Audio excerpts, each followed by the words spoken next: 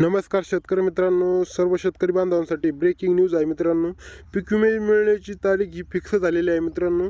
याविषयीची संपूर्ण माहिती आपण या व्हिडिओच्या माध्यमातून तुम्हाला सांगणार आहे. तुम्ही व्हिडिओ पूर्ण पहा. चॅनलवर नवीन असाल तर सबस्क्राईब करून ठेवा, कारण यापुढे मी तुम्हाला अशी पीक विम्याविषयीची संपूर्ण माहिती या यूट्यूब चॅनलच्या माध्यमातून देणार आहे मित्रांनो. उद्यापासून सरसकट शेतकऱ्यांच्या बँक खात्यात जमा होणार पीक विमा.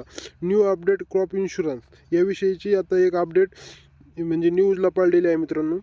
डिसेंबरच्या पहिल्या आठवड्याभरात राज्यभरातील शेतकऱ्यांना पीक विम्याची रक्कम मिळणार असल्याचे सरकारने जाहीर केले होते.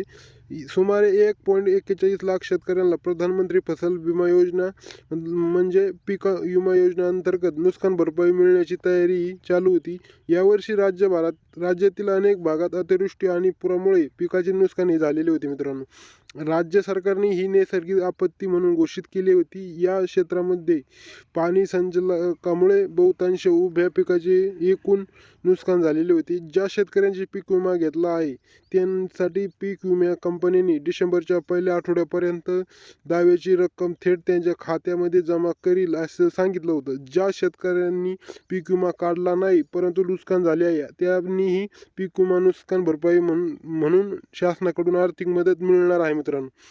पुरामुळे अनेक शेतकऱ्यांचे भात पीक म्हणजे पूर्णपणे वाहून गेले होते, परंतु पुराचे पाणी ओलसल्यानंतर काही शेतकऱ्यांनी भाताची पुनर्लागवड केली. त्यांना 10 रुपये दिवसाच्या आत पीक विमा दावा म्हणून 7,000 प्रति एकर 16 नोव्हेंबर ते 30 नोव्हेंबर दरम्यान देशभरात पीक कापणीचे प्रयोग पूर्ण झाले. पीक विमा नसलेल्या शेतकऱ्यांसाठी सरकारने पीक नुकसानीसाठी 100% भरपाई देईल. नुकसान झालेल्या पिकासाठी प्रति एकर 15,000 रुपये असे सरकारने देणार आहे मित्रांनो. शेतकरी विमा दाव्याची आतुरतेने वाट पाहत आहे.